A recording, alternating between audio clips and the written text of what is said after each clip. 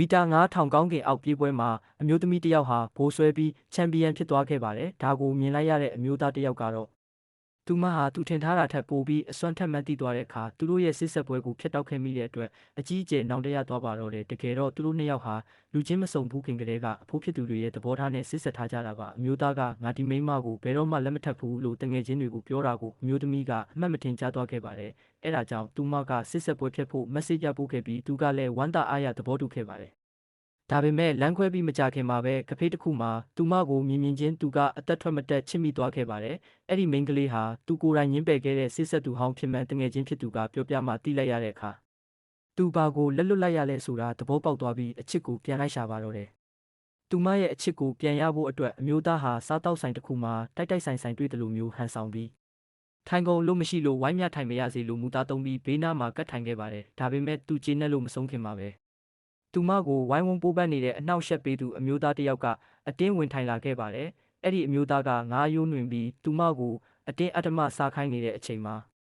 အခြေအနေကိုရိပ်မိတဲ့တထေးသားလေးကထရက်ပြီးစက်ကူတရွက်ကိုဟင်းပွဲထဲတမင်ပစ်ထည့်လိုက်က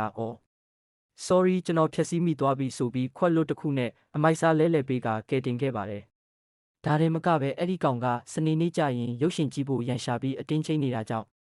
သူမကအဲ့ဒီနေ့ကျရင်ကျွန်တော်နဲ့အတူစာကြည့်တိုက်မှာစာချက်ဖို့ချိန်ထားပြီးသားလို့လိန်ညာပြီးထပ်မံကာကွယ်ပေးခဲ့လို့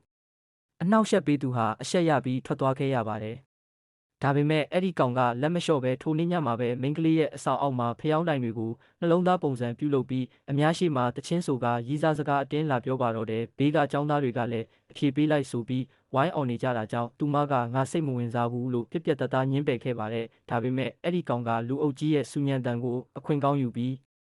သူမကိုအတင်းဖက်ကသူမကငါ့ကိုအဖြေပေးလိုက်ပြီးလို့လူသိရှင်ကြားလိန်ညာကြေညာခဲ့ပါတယ်။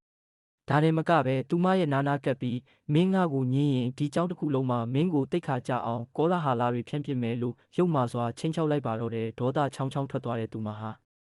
အဲ့ဒီကောင်ရဲ့ဘားကိုဖျက်ခနဲနေအောင်အားပြင်းပြင်းနဲ့ရိုက်ချလိုက်ပါတယ်တစ်ချိန်တည်းမှာပဲ